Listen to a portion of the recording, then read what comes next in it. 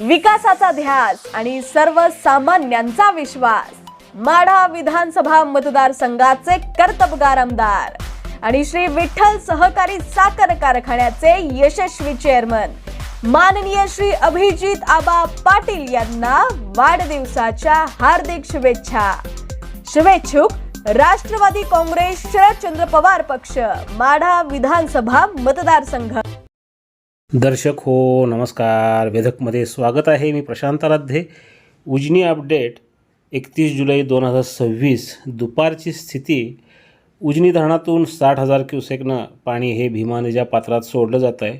आणि आता दुसरीकडं निरा खोऱ्यामध्ये होत असलेल्या पावसामुळं निरा देवघर प्रकल्पातून मोठ्या प्रमाणात पाणी सोडण्यात आलं आहे. त्यामुळं वीर धरणाचा विसर्ग हा आता 24,000 क्युसेक इतका करण्यात आला आहे. त्यामुळं सोलापूर जिल्ह्यात भीमा नदी ही 80,000 क्युसेकहून अधिक विसर्गानं वाहणार आहे. उजनीचा 60,000 क्युसेकचा विसर्ग आणि वीरमधनं सोडण्यात आलेलं 24,000 क्युसेक हे पाणी, यामुळं भीमा नदी ही दुथडी भरून वाहणार आहे. याकरता नदीकाठी सतर्कतेचा इशारा देण्यात आलेला आहे.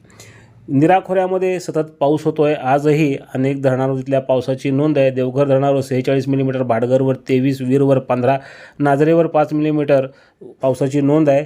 आणि त्यामुळं वीरमधनं जो 14,000 क्युसेकचा विसर्ग सोडला होता तो वाढून आता 24,000 क्युसेक इतका करण्यात आलेला आहे. आणि उजनीचा विसर्ग हा 60,000 क्युसेक आहे.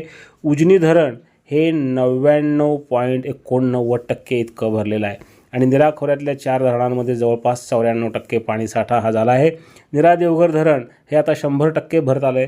त्यामुळं या धरणातून पाणी सोडण्याची प्रक्रिया सुरू झाली. त्यामुळे वीरचा विसर्ग हा वाढवण्यात आला आहे. दरम्यान भीमा खोऱ्यातल्या पावसामुळं आज घोड धरणातून 15,000 क्युसेकनं पाणी सोडण्याचा फायदा उजनी होतो. चासकमानमधून 7,250 क्युसेक, भामा आसखेडमधून 7,225 क्युसेक, वडिवळेमधून 2,454, आंध्रामधून 807 क्युसेक, याचबरोबर मुळशी धरणातून 5,200 क्युसेक आणि खडकवासला प्रकल्पातून 5,783 क्युसेकनं पाणी सोडलं जात आहे.